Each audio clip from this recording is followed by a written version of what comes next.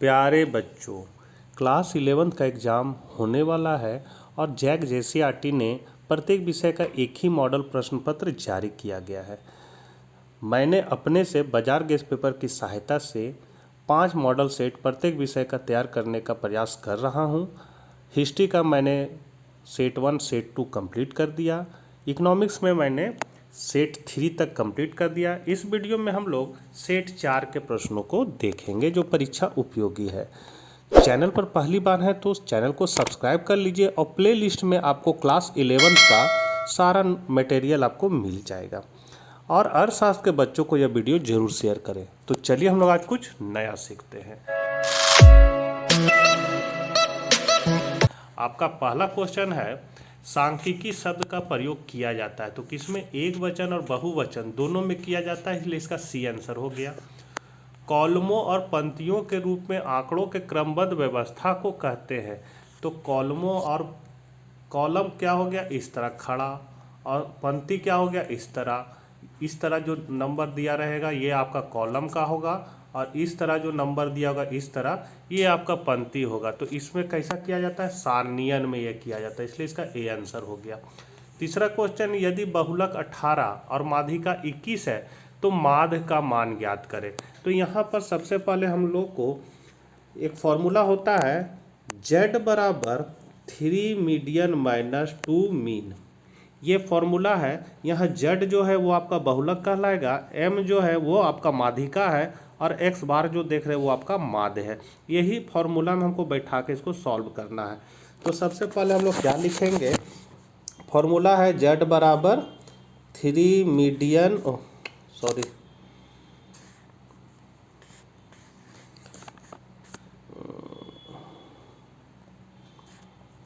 z बराबर 3 median minus 2 mean. ठीक है।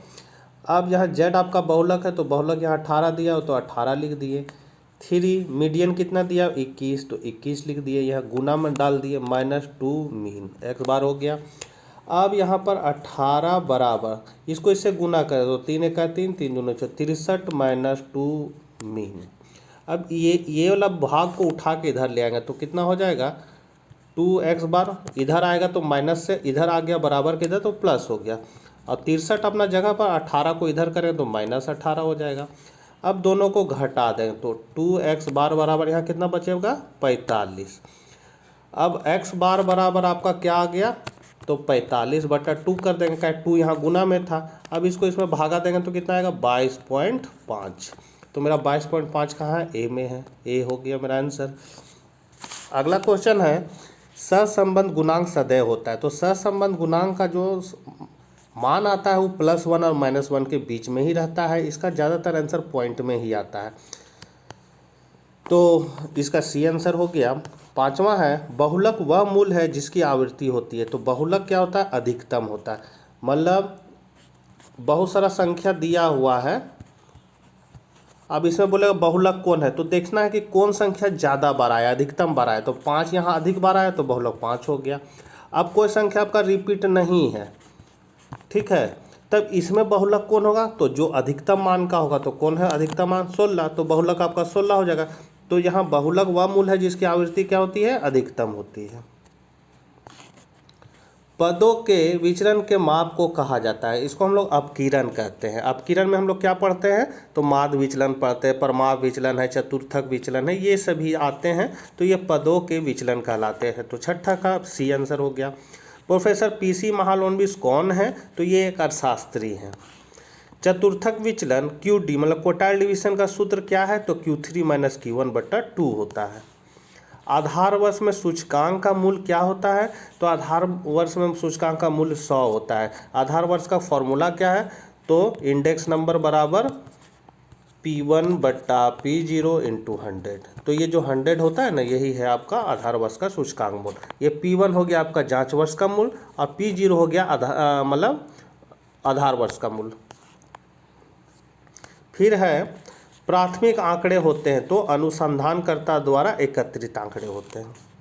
निम्नांकित में से किसका निर्धारण रेखाचित्र द्वारा नहीं किया जा सकता है, तो यहाँ माध्य का जो निर्धारण है वो रेखाचित्र से नहीं किया जा सकता है। फिर किसके सूत्र को सूचकांक निर्माण के लिए आदर्श माना जाता है? तो फिशर के सूत्र को हम लोग आदर्श निर्देशांक सूचकांक कहते हैं। तो यहाँ बी ऑप्शन सही आंसर है। एक अच्छे औसत के गुण होते हैं। तो एक अच्छे औसत के गुण क्या है? तो स्पष्ट एवं स्थिर परिभाषा होना चाहिए, सरलता होना चाहिए, निरपेक्ष संख्या होनी चाहिए। तो डी आंसर हो गया। विस्तार गुणांक का सूत्र है। तो विस्तार गुणांक यहाँ पूछ रहा है, तो L - S L + S, ये विस्तार गुणांक का सूत्र है। और केवल विस्तार का फॉर्मूला पूछता तो क्या होता? L - S, ये केवल रेंज का फॉर्मूला, मतलब विस्तार का फॉर्मूला। और यह गुणांक जब लग गया तो नीचे यहाँ प्लस कर दें तो ये गुणांक का फॉर्मूला बन गया। तो यहाँ सी ऑप्शन हो गया। 15 है परमाप विचलन का सूत्र है। तो परमाप विचलन का सूत्र आप लोग देख सकते हैं, ये है, ये व्यक्तिगत श्रेणी का है, प्रत्यक्ष विधि का फॉर्मूला। तो सिग्मा dx²/n होता है। किसने कहा अर्थशास्त्र धन का विज्ञान है? तो एडम स्मिथ ने 1776 में अपना किताब लिखा था वेल्थ ऑफ नेशन, और इसी में उन्होंने अर्थशास्त्र को धन का विज्ञान माना था, और इनको अर्थशास्त्र का जनक भी कहा जाता है। तो 16 का आपका सी आंसर करेक्ट है। आंकड़ों का चित्रमय प्रदर्शन कहलाता है। तो क्या कहलाएगा? प्रस्तुतिकरण। कृषि वित्त चार्ट के केंद्र पर कुल कोण होता है कितना? तो 360 डिग्री होता है। 18 का ए हो गया।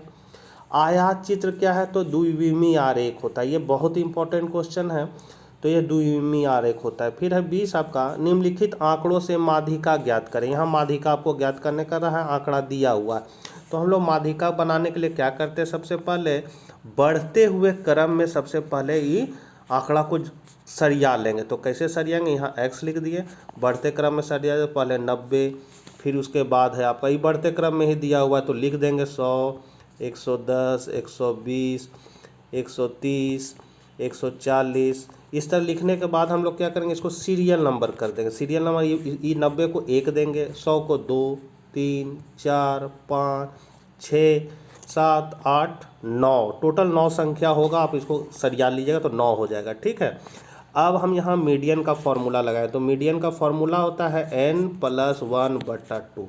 अब n जो है वो क्या होती है? पदों की संख्या होती है।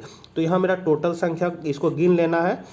यहाँ जो आप इसको देख रहे हैं ये वाला, इसको गिन लेना है। 90, 100, 110, 120, 130, 140 कितना है? तो 9 गो है। तो n हो गया मेरा 9 + 1/2 बराबर कितना होगा? 10/2। कट के कितना हुआ? 5। ये जो 5 आया इसको हम लोग सीरियल नंबर में देखेंगे। सीरियल नंबर कहाँ है? 5 यहाँ पर है। और इस 5 के सामने x में कौन नंबर है? 130 है।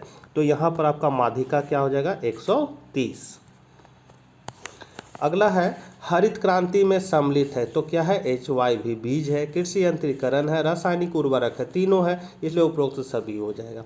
किस प्रकार की निर्धनता से आय की असमानता एवं वितरण का संबंध है? तो ये होगा निरपेक्ष निर्धनता। भारत में आर्थिक सुधारों का प्रारंभ किया गया था 1991 में। जैविक कृषि एक क्या है? धारणीय खेती है।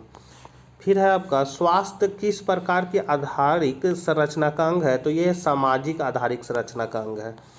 फिर है कृषि क्रियाएं किस क्षेत्र से संबंधित है? तो ये प्राथमिक क्षेत्र से संबंधित है। स्वतंत्रता के पूर्व इनमें से कौन सी वस्तु का निर्यात नहीं किया जाता था? तो इंजीनियरिंग वस्तु का। भारत की पहली औद्योगिक नीति किस वर्ष घोषित हुई? तो 1948 को। मानवीय साधनों के विकास के लिए आवश्यक है, क्या आवश्यक है? शिक्षा। शिक्षा सबसे जरूरी चीज है। विश्व में सर्वाधिक आबादी वाला देश कौन है? तो चीन, और दूसरा नंबर पर है भारत। AAY का पूर्ण रूप है, तो इसको हम लोग कहते हैं अंत्योदय अन्न योजना, इसका पूर्ण रूप हो जाएगा। पूंजी की कमी, तकनीकी पिछड़ेपन एवं बेरोजगारी समानता पाए जाते हैं किसमें? तो अल्पविकसित देश में। मानव विकास सूचकांक HDI मानदंडों का एक सूचक है, किसका? सामाजिक। नीति आयोग का गठन कब हुआ था? तो 1 जनवरी 2015 को। और नीति आयोग के पहले क्या था? तो योजना आयोग था। योजना आयोग का स्थापना कब हुआ था? 1950 में। और ये काम करना कब से शुरू किया? 1951 से। पंचवर्षीय योजना का बनाना, रूपरेखा तैयार करना, ये सारा योजना आयोग का काम होता था। अब इसका नाम बदल कर दिया गया नीति आयोग। कब किया गया? 1 जनवरी 2015 को। अगला है उदारीकरण के प्रतिकूल प्रभाव है, क्या है? तो कृषि संकट है, लघु उद्योगों पर प्रतिकूल प्रभाव है, और आय असमानता, तीनों है, इसलिए उपरोक्त सभी हो गया।